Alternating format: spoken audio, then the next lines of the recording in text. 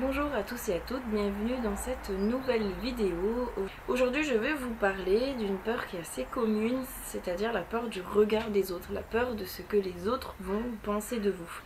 Et en fait, même si vous avez l'impression de ne pas y être très sujet, alors peut-être que vous êtes moins sujet effectivement que d'autres personnes, mais en fait on y est vraiment tous un petit peu sujet et c'est quelque chose qui est pour tous assez important et qui régit énormément notre vie et qui nous cristallise. Alors là aujourd'hui je vais pas vous parler de arrêter de vous inquiéter du regard des autres parce que c'est assez compliqué, c'est presque lié à un instinct de survie en fait de s'inquiéter du regard des autres parce que derrière en fait la peur c'est d'être rejeté, là c'est la peur de ne plus appartenir à un groupe, la peur de... c'est une insécurité affective en fait au final derrière. Et c'est relié à un instinct de survie parce que quelque part l'être humain il survit parce qu'il vit en groupe, parce qu'il est coopératif les uns avec les autres, parce que tout seul en ermite dans la nature bah, c'est beaucoup plus compliqué. Et quelque part il y a cette peur là de se retrouver vulnérable, tout seul, exclu du groupe et finalement de mourir.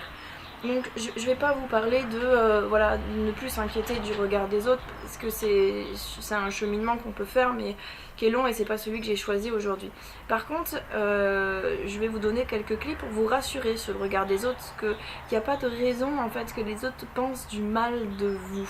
Et en fait dans quel cas les autres peuvent penser du mal de vous et dans quel cas ils vont penser du bien de vous. En fait les autres pensent de vous ce que vous pensez de vous-même. C'est à la fois compliqué parce que du coup il faut améliorer l'image de soi et arrêter de passer par les autres pour améliorer l'image de soi. Ça marche pas. Ça marche pas. Ça fait le contraire. Par contre, l'inverse marche très bien. Améliorez-vous l'image de vous-même et les autres vous le rendra bien. En fait, c'est un peu comme si, j'avais déjà fait ce parallèle-là dans une autre vidéo, mais de manière différente. C'est un peu comme si inconsciemment, vous portiez des pancartes directrices qui donnaient des indications aux autres sur comment vous considérez et quoi penser de vous.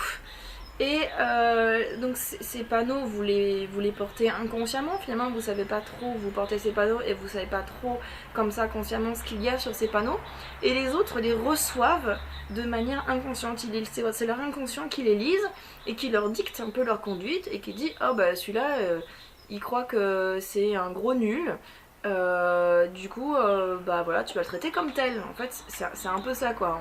On est traité en correspondance avec ce qu'on croit de nous-mêmes.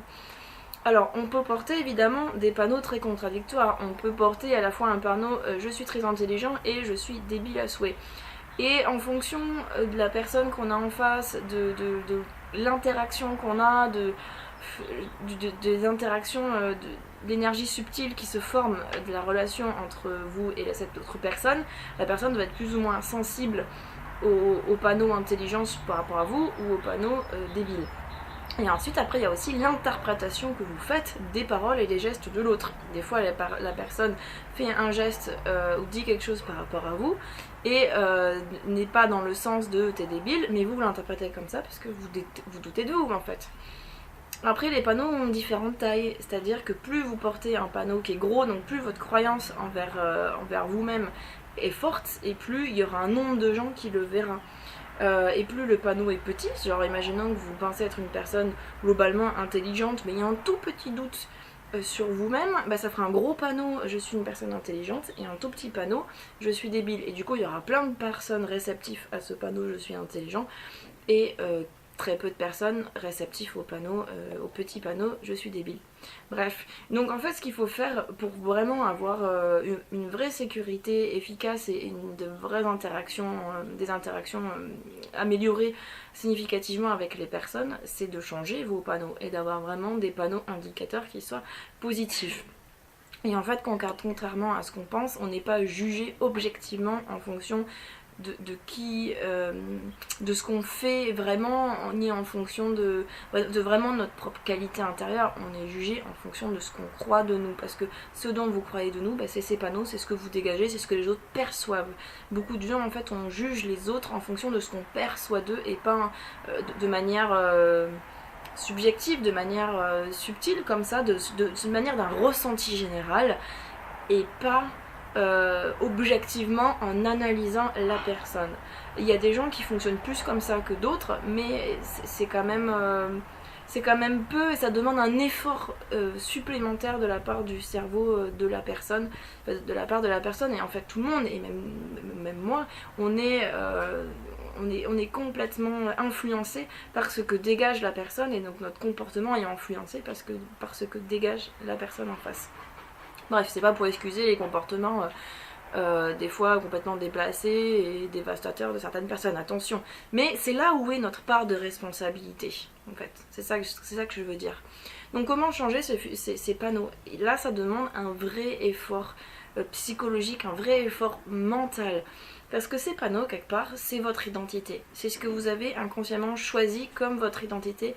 Et c'est ce dans quoi vous êtes confortable, même si ça vous attire des malheurs, des broutilles, des choses qui vous touchent, qui vous affectent négativement. C'est quand même votre zone de confort. Et donc, pour sortir de cette zone de confort et changer ces panneaux, bah forcément, ça demande beaucoup d'énergie mentale et un grand... je sais pas comment dire, j'allais dire un sacrifice, mais oui, un grand effort en tout cas. Donc il y a plusieurs techniques pour ça. Il y a l'EFT par exemple, qui est très bien pour essayer de changer les panneaux, pour obtenir une image différente de soi-même. Donc l'EFT, c'est le tapping sur les points. Il y a plein de vidéos là-dessus, je vous laisserai regarder. Je suis pas spécialiste de l'EFT, mais ça marche bien. Il y a l'autosuggestion, moi je suis assez fan. Il y a la visualisation, je suis assez fan aussi. On peut mélanger les deux, mais il y a quelque chose qui ne sera... Tout ça, toutes ces techniques ne remplacera pas votre choix profond. Je décide, je reviens sur l'exemple de l'intelligence et sentir intelligent ou bête. Il n'y aura absolument rien, aucune technique qui pourra remplacer votre choix profond, une décision profonde. Ok, maintenant je décide que je suis une personne intelligente. Point. Il n'y a pas de... il faut être drastique dans vos choix en fait. Il n'y a pas de peut-être que machin. Vous laissez pas de porte d'entrée, de doute, de faille comme ça. C'est psychorigide quoi. Faut même être un peu psychorigide de c'est ça que je décide pour moi. Je suis une personne comme ça. Point. Et en fait c'est comme ça que vous l'avez décidé inconsciemment quand le jour, je reprends l'exemple, hein, le jour où vous avez décidé que peut-être que vous étiez pas très intelligent par rapport à la moitié des gens, un peu bébête, etc. Quelque part vous l'avez décidé et vous en démordez pas, vous êtes psychorigide là-dessus, et ben choisissez de l'être sur l'inverse. Et c'est... buter quoi, soyez pour le... On dit toujours être buté, tout ça c'est un peu un défaut, mais là c'est une qualité, là ça va vous servir. Soyez buté sur ce que vous choisissez. Vous pouvez faire une liste de ce que vous choisissez être pour vous-même et tenez-la quoi. C'est comme ça et c'est pas autrement.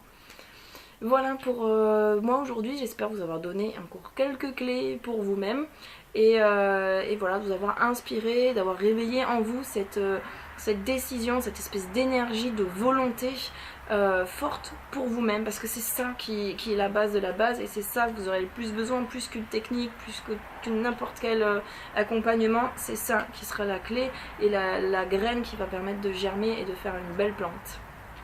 Voilà, merci à vous et je vous dis à très bientôt pour une prochaine. Bye bye.